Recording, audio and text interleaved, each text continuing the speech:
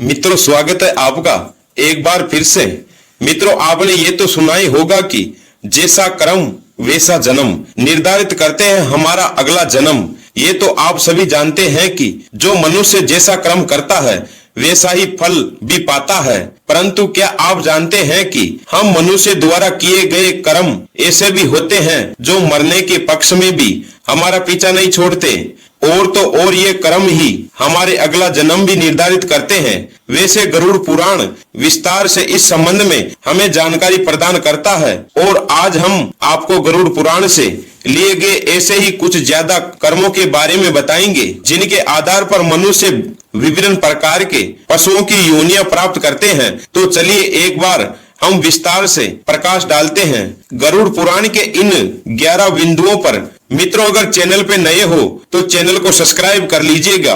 तो मित्रों, चलिए वीडियो शुरू करते हैं। नंबर 1, मित्र से छल करने पर इस संसार में मित्रता का रिश्ता बधाई अनूठा होता है। कहते हैं कि एक सच्चा मित्र समय आने पर अपने प्राण की आहुति भी दे सकता है, किंतु मित्रों तब क्या मित्र को ही ठगने लगे। वैसे गरुड़ पुराण में ऐसे लोगों के संदर्भ में विस्तार से बताया गया है। इनमें बताया गया है कि जब कोई व्यक्ति अपने मित्र से छल कपट करता है तो मृत्यु उपरांत उसे नरक तो जाना ही पड़ेगा। साथ ही साथ उनका अगला जन्म पहाड़ों पर रहने वाले गिद्ध के रूप में होता है। उसे मरे हुए पशुओं का सड़ा गला मांस खाकर जैसे तैसे अपना जीवन यापन करना पड़ता है। मित्रों, नंबर 2, धर्म का अपमान करना। धर्म का अपमान करने पर मित्रों इस संसार में आपको कई व्यक्ति मिल जाएंगे जो अपने धर्म के साथ साथ दूसरे धर्म का भी समान भाव से सम्मान करते हैं। वहीं कुछ लोग ऐसे भी होते हैं जिसे दूसरों के धर्म से तो चिढ़ होती ही है, परंतु वे अपने धर्म को भी हाय दृष्टि से देखते हैं। ऐसे लोग पुराणों में लिखी हुई बातों को नजरअंदाज करके अपनी अल्प बुद्धि का परिचय देते हैं। इन लोगों के संदर्भ में गरुड़ पुराण कहता है कि मरने के पक्ष में इन्हें नरक तो मिलेगा ही, साथ ही साथ इनका अगला जन्म कुत्ते के रूप में होगा। ये श्वान अपने स्वभाव के कारण गली गली में भोगते रहेंगे, परंतु इनकी तो कोई बात गौर से सुनेगा और नहीं कोई प्रतिक्रिया व्यक्त करेगा। फिर जब इन्हें अपनी भूल का आभास होगा तब जाकर ये अपनी श्वान की योनि से मुक्त होंगे। दोस्तों, नंबर 3, दोस्तों इस संसार में किसी भी मनुष्य का जीवन बिना उसके परिजनों के सहयोग से संभव नहीं है, और इनमें माता पिता और गुरुजनों की तो बात ही अलग है। आप तो यह भली भांति जानते ही है कि किसी भी मनुष्य को शिखर पर पहुंचने का कार्य केवल गुरु ही कर सकता है। जो व्यक्ति अपने माता पिता और गुरु की अवहेलना करता है या अनादर करता है वे मृत्यु उपरांत जन्म तो लेते हैं, परंतु कई बार प्रयास करने के बाद भी गर्भ से बाहर नहीं आते। गर्भ के भीतर ही उनकी मौत हो जाती है। मित्रों, नंबर 4, ज्ञान को न बांटने वाला। दोस्तों, ये तो आप भली बात जानते ही है कि हमारे सनातन धर्म में ब्राह्मणों को कितना महत्व है। चाहे वे कैसे भी हो, चाहे वे भले ही अपनी ओर से दक्षिणा देने में समर्थ ना हो, तो भी ब्राह्मण देव का ये दायित्व है कि वह अपने ज्ञान से उसका भी कल्याण करे।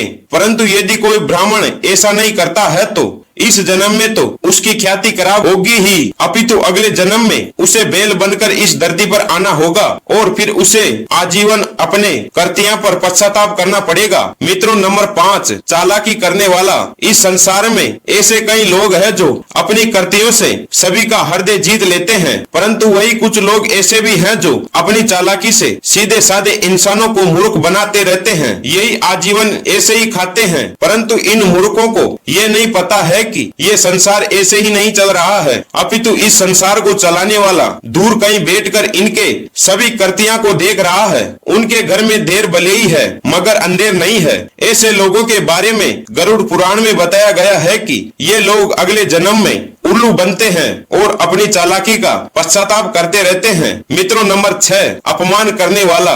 दोस्तों, जिस प्रकार सभी पुत्रों का यह दायित्व है कि वे अपने माता पिता की सेवा करते हुए अपने दाम्पत्य जीवन का निर्वाह करें, ठीक उसी प्रकार से एक आदर्श बहू का कर्तव्य होता है, परंतु इसके विपरीत अपने सास ससुर की सेवा नहीं करती है, उन्हें अपशब्द करती है, आसमा ही कल है करती रहती है, बिना बात ही कल करती रहती है, तो उन्हें अगले जन्म में रक्त पीने वाली जू के रूप में इस धरती पर जन्म लेना पड़ता है। मित्रों, नंबर 7, अनाज के गोठालेबाज। दोस्तों, हमारे सनातन धर्म में अन्नदान को सबसे बड़ा दान कहा गया है। जो व्यक्ति अन्नदान करता है वह केवल इस लोक में अपितु स्वर्ग लोक में भी ख्याति पाता है। इसी वजह से लोग प्रतिभोज और भंडारे का आयोजन करते हैं। लेकिन मित्रों, जो अनाज की चोरी करता है, ऐसे लोगों के बारे में गरुड़ पुराण में कहा गया है कि इनका अगला जन्म चचुंदरी या चूहे के रूप में होगा और फिर ये अनाज के दाने दाने के लिए तरसेंगे।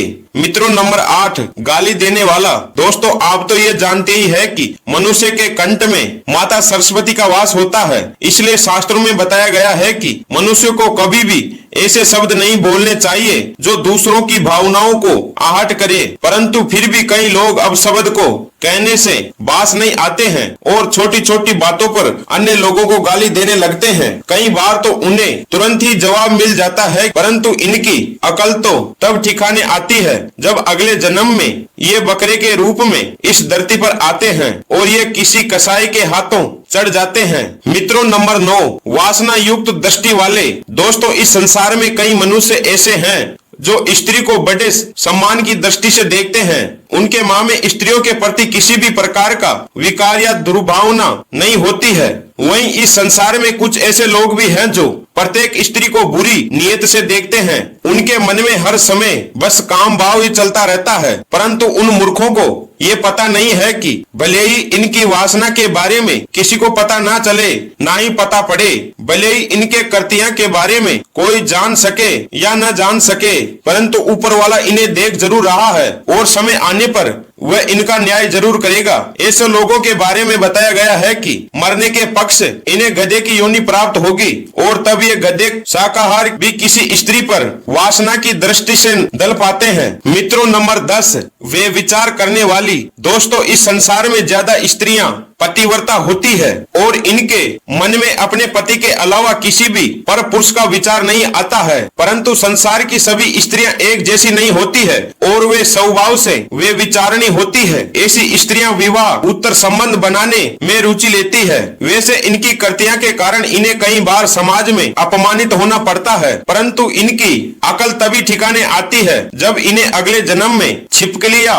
चमगादड़ के रूप में इस धरती पर आना पड़ता है। दोस्तों, नंबर 11 है जहर खाकर मरने वाले। दोस्तों, शास्त्रों में हमें बताया गया है कि लोग व्यर्थ के सांसारिक बातों से घबरा जाते हैं और भगवान द्वारा दिए गए इस अमूल्य जीवन को व्यर्थ गंवा देते हैं। ऐसे लोगों के संदर्भ में गरुड़ पुराण कहता है कि इन्हें अगले जन्म में सर्प बनकर उन धरती पर आकर अपनी भूल सुधारने पड़ेगी, तभी कहीं जाकर ये परमात्मा द्वारा प्रदत्त इस जीवन की उत्कृष्ट को समझ पाएंगे। तभी मित्रों, ये मनुष्य अपने किए हुए कर्मों के अनुसार मिलते हैं। इसलिए कहा जाता है कि यदि जीवन में आए हो तो कुछ अच्छे कर्म करो ताकि मरने के पक्ष में उत्तम लोक की प्राप्ति हो सके। मित्रों, कैसी लगी हमारी ये जानकारी? मित्रों, आशा करता हूँ कि आपको ये जानकारी बहुत पसंद आई होगी। मित्रों, आपसे रिक्वेस्ट है कि चैनल को सब्सक्राइब करें और अपने मिलने वालों को शेयर जरूर करें। मित्रों, ऐसी ज्ञानवर्धक वीडियो में मिलते हैं अगली एक और वीडियो में। तब तक के लिए हरे कृष्णा हरे राम।